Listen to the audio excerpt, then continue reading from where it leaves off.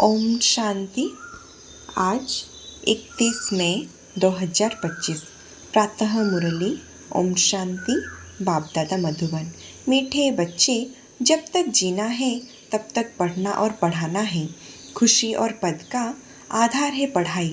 प्रश्न, सर्विस की सफलता के लिए मुख्य गुण कौन सा चाहिए? उत्तर, सहनशीलता का। हर बात में सहनशीलता बनकर आपस में संगठन बनाकर सर्विस करो। भाषण आदि के प्रोग्राम लेकर आओ। मनुष्य को नींद से जगाने के लिए अनेक प्रबंध निकलेंगे। जो तकदीरवान बनने वाले हैं वह पढ़ाई भी रुचि से पढ़ेंगे। गीत, हमें उन राहों पर चलना है।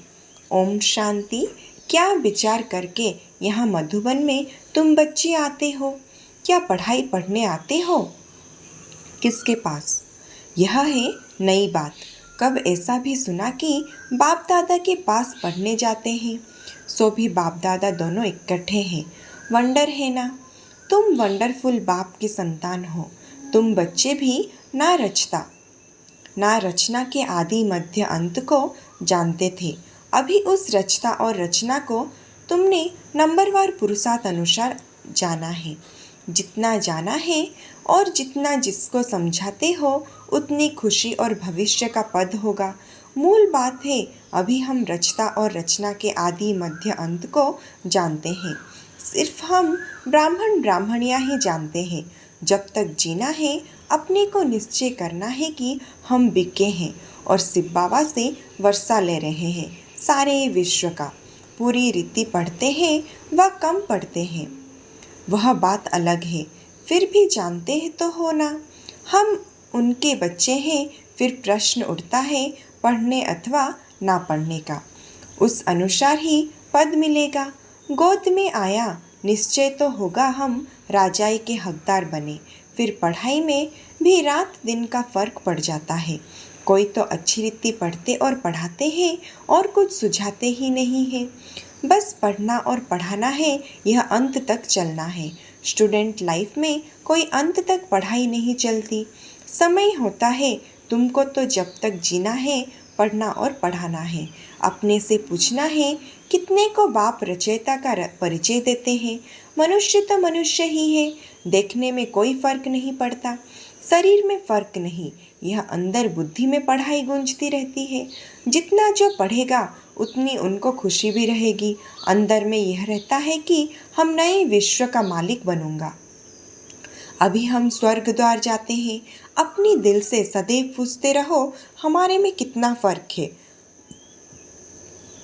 बाप ने हमको अपना बनाया है, हम क्या से क्या बनते हैं। पढ़ाई पर ही मदार है। पढ़ाई से मनुष्य कितना ऊंच बनते हैं। वह तो सब अल्पकाल क्षण भंगुर है, मर्तव्य है, उनमें कुछ भी रखा नहीं है। जिसको कोई काम के नहीं, लक्षण कुछ भी नहीं थे, अब इस पढ़ाई से कितना ऊंच बनते हैं। सारा अटेंशन पढ़ाई पर देना है। जिसकी तकदीर में है उनकी दिल पढ़ाई में लगती है। औरों को भी पढ़ाई लिए भिन्न भिन्न रीति पुरुषार्थ कराते रहते हैं। दिल होती है उनको पढ़ाकर बैकुंठ का मालिक बनाए। मनुष्य को नींद से जगाने के लिए कितना माथा मारते रहते हैं और मारते रहेंगे। यह प्रदर्शनी आदि तो कुछ नहीं, आगे चलकर और प्रबंध निकलेंगे समझाने के लिए। अभी बाप पावन बना रहे हैं तो बाप की शिक्षा पर अटेंशन देना चाहिए। हर बात में सहनशील भी होना चाहिए। आपस में मिलकर संगठन कर भाषणों आदि के प्रोग्राम रखने चाहिए। एक अल्प पर भी हम बहुत अच्छा समझा सकते हैं। ऊंचते ऊंच भगवान कौन? एक अल्प पर तुम 2 घंटा भाषण कर सकते हो। यह भी तुम जानते हो, अल्प को याद करने से खुशी रहती है।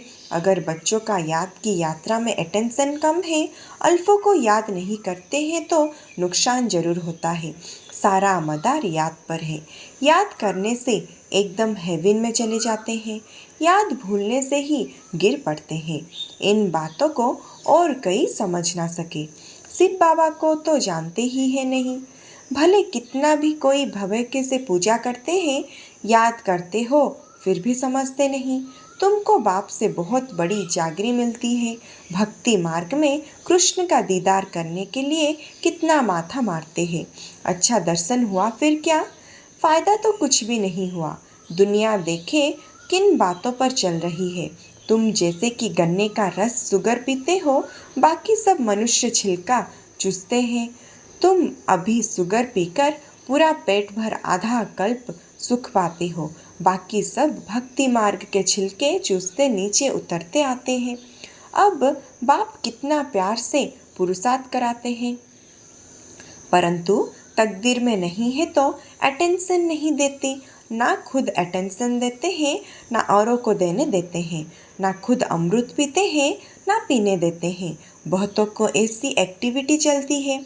अगर पूरी रीति पढ़ते नहीं, रहमदिल नहीं बनते, किसका कल्याण नहीं करते तो वह क्या पद पाएंगे? पढ़ने और पढ़ाने वाले कितना ऊंच पद पाते हैं। पढ़ने नहीं है तो क्या पद होगा? वह भी आगे चल रिजल्ट का पता पड़ जाएगा, फिर समझेंगे बरोबर बाबा हमको कितना वार्निंग देते हैं।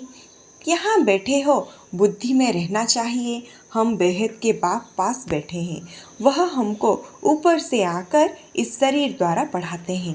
कल्प पहले मुहाफिक, अब हम फिर से बाप के सामने बैठे हैं। उनके साथ ही हमको चलना है, छोड़कर नहीं जाना है।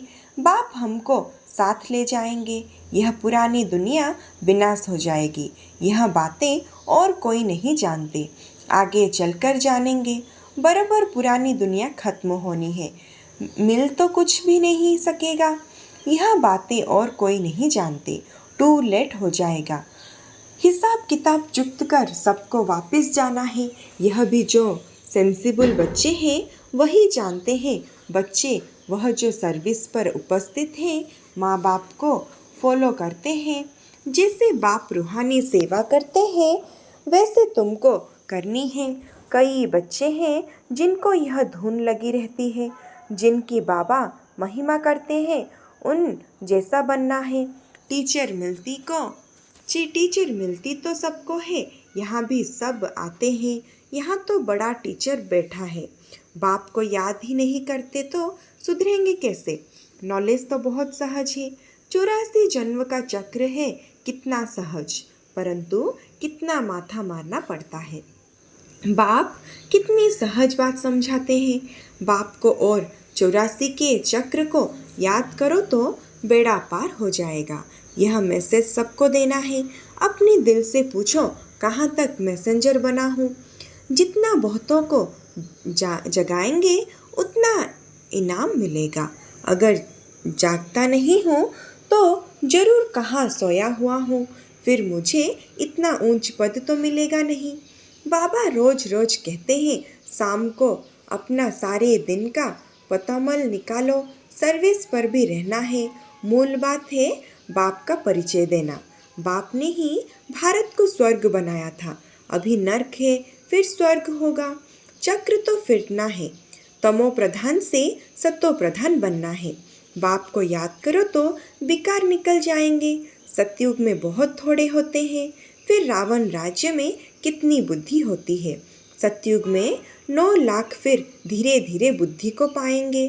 जो पहले पावन थे वही फिर पतित बनते हैं।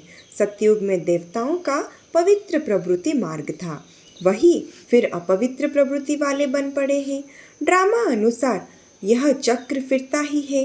अब फिर तुम पवित्र प्रवृत्ति मार्ग के बन रहे हैं। बाप ही आकर पवित्र बनाते हैं, कहते हैं मुझे याद करो तो विकर्म विनाश होंगे। तुम आधा कल्प पवित्र थे, फिर रावण राज्य में तुम पतित बने हो। यह भी तुम अभी समझते हो। हम भी बिल्कुल वर्थ नॉट ए पेनी थे। अभी कितनी नॉलेज मिली है जिससे हम क्या से क्या बनते हैं। बाकी जो भी इतने धर्म हैं यह खत्म हो जाने हैं। सब मरेंगे ऐसे जैसे जानवर मरते हैं। जैसे बर्फ़ पड़ती है तो कितने जानवर पक्षी आदि मर जाते हैं। नेचुरल कैलामिटीज़ भी आएंगे। यह सब खत्म हो जाएगा। यह सब मर पड़े हैं। इन आँखों से जो तुम देखते हो वह फिर नहीं होगा। नई दुनिया में बिल्कुल ही थोड़े रहेंगे। यह ज्ञान तुम्हारी बुद्धि में है। ज्ञान का सागर बाप ही तुमको ज्ञान का वर्षा दे रहे हैं। तुम जानते हो सारी दुनिया में किचड़ा ही किचड़ा है। हम भी किचड़े में मैले पड़े थे। बाबा किचड़े से निकाल अब कितना गुलगुल बना रहे हैं। हम यह शरीर छोड़ेंगे, आत्मा पवित्र हो जाएगी। बाप सबको एक रस पढ़ाई पढ़ाते हैं, परंतु कईयों की बुद्धि बिल्कुल जड़ है, कुछ भी समझ नहीं सकते। यह भी ड्रामा में नूंद है। बाप कहते हैं इनकी तकदीर में नहीं है तो हम भी क्या कर सकते हैं। हम तो सबको एक रस पढ़ाते हैं, पढ़ते नंबरवार हैं। कोई अच्छी रीति समझकर और समझाते हैं। औरों का भी जीवन हीरे जैसा बनाते हैं। कोई तो बनाते ही नहीं। उल्टा अहंकार कितना है। जैसे साइंस वालों को माइंड का कितना घमंड है। दूर दूर आसमान को, समुद्र को देखने चाहते हैं। बाप कहते हैं इससे कोई फायदा ही नहीं। मुफ्त साइंस घमंडी अपना माथा खराब कर रहे हैं। बड़ी बड़ी पगार उन्हों को मिलती है, सब बेस्ट करते रहते हैं। ऐसे नहीं कि सोनी द्वारिका कोई नीचे से निकल आएगी। यह तो ड्रामा का चक्र है जो फिरता रहता है। फिर हम समय पर अपने महल जाकर बनाएंगे नई दुनिया में। कोई आश्चर्य खाते हैं, क्या ऐसे ही मकान फिर बनेंगे? जरूर बाप दिखाते हैं, तुम फिर ऐसे सोने के महल बनाएंगे। वहाँ तो सोना बहुत रहता है। अभी तक भी कोई कोई तरफ सोने की पहाड़ियाँ बहुत है, परंतु सोना निकाल नहीं सकते हैं। नई दुनिया में तो सोने की अथवा खनियाँ थी, वह खत्म हो गई। अभी हीरे का दाम भी देखो कितना है। आज इतना दाम कल पत्थरों में सल हो जाएगा। बाप तुम बच्चों को बड़ी वंडरफुल बातें सुनाते हैं और साक्षात्कार भी कराते हैं। तुम बच्चों को अब बुद्धि में यही रहना है। हम आत्माओं को अपना घर छोड़े 5000 वर्ष, बहुत 5000 वर्ष हुए हैं, जिसको मुक्ति धाम कहते हैं।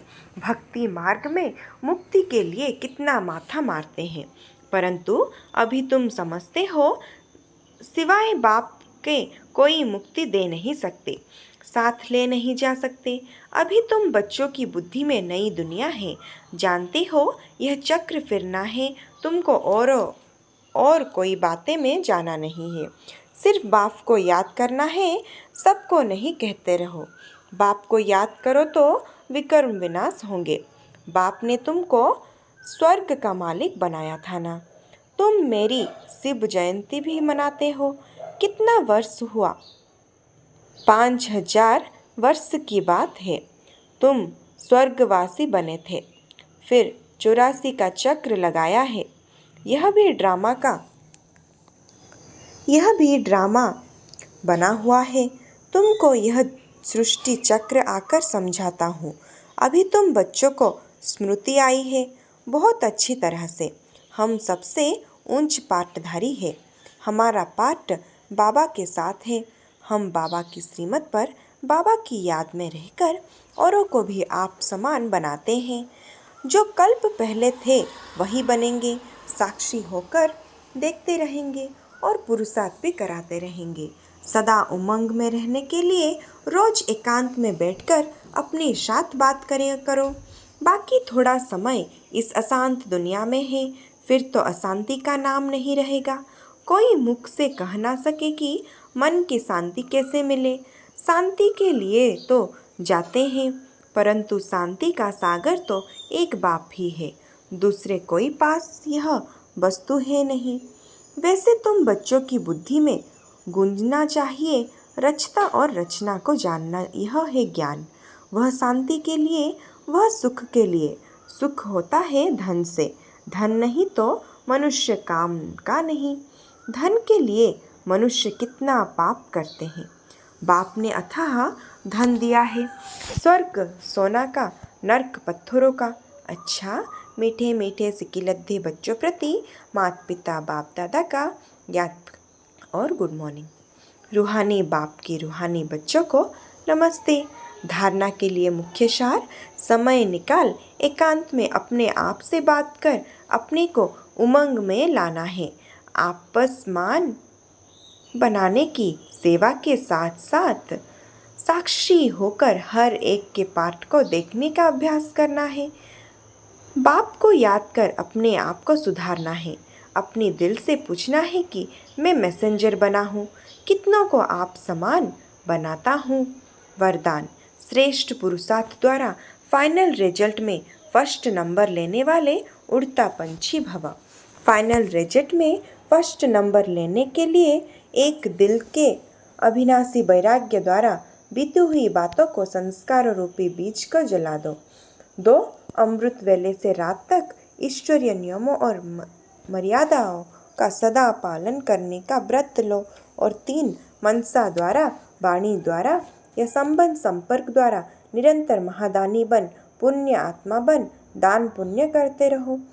जब ऐसा श्रेष्ठ हाई जंप देने वाला पुरुषार्थ हो तब उड़ता पंछी बन फाइनल रिजल्ट में नंबर बन सकेंगे। स्लोगान, वृत्ति द्वारा वायुमंडल को पावरफुल बनाना, यही लास्ट का पुरुषार्थ व सर्विस है। अव्यक्ति सारे रूहानी रॉयल्टी और प्यूरिटी की पर्सनालिटी धारण करो। विशेष आत्माओं व महान आत्माओं को देश की व विश्व की पर्सनालिटीज कहते हैं। पवित्रता की पर्सनालिटी अर्थात हर कर्म में महानता और विशेषता। रूहानी पर्सनालिटी वाली आत्माएं अपनी एनर्जी, समय, संकल्प वेस्ट नहीं गवाते, सफल करते हैं। ऐसी पर्सनालिटी वाले कभी भी छोटी छोटी बातों में अपने मन बुद्धि को बिजी नहीं रखते हैं। अच्छा, ओम शांति।